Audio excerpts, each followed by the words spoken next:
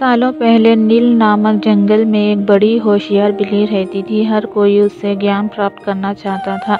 जंगल के सारे जानवर उस बिल्ली को मौसी कहकर पुकारते। कुछ जानवर उस बिल्ली मौसी से पढ़ने के लिए भी जाते थे। एक दिन बिल्ली मौसी के पास एक शेर आया। उसने कहा, मुझे भी आपसे शिक्षा चाहिए। मैं आपका छात्र बनकर आपसे सब कुछ सीखना चाहता हूँ ताकि जीवन में आगे मुझे कोई दिक्कत ना हो।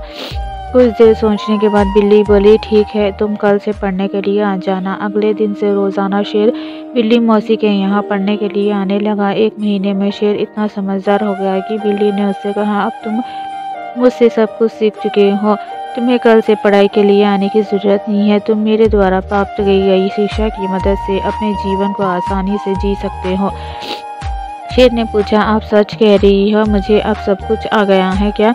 बिल्ली ने जवाब दिया, हाँ, मैं जो कुछ भी जानती थी मैंने सब कुछ तुम्हें सिखा दिया है। शेर ने दहाड़ते हुए कहा, चलो फिर क्यों ना आज इस विद्या को तुम पर ही आजमा कर देख लिया जाए। इससे मुझे पता चल जाएगा कि मुझे कितना ज्ञान मिला है। डर के मारे सहमी हुई बिल्ली मौसी ने कहा, बेवकूफ़, मैं तुम्हारी गुरु हूँ। मैंने तुम्हें शिक्षा दी है। तुम इस तरह मेरे ऊपर प्रकार नहीं कर सकते हो। शेर ने बिल्ली की एक ना सुनी और उस पर झपट पड़ा। अपनी जान बचाने के लिए तेजी से बिल्ली दौड़ने लगी। दौड़ते दौड़ते वे पेड़ पर चढ़ गई।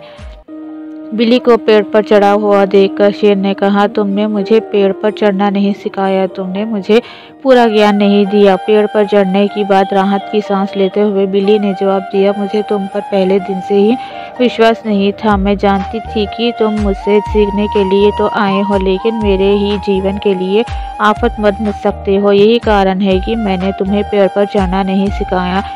अगर मैंने तुम्हें यह ज्ञान भी दिया होता तो तुम आज मुझे मार डालते।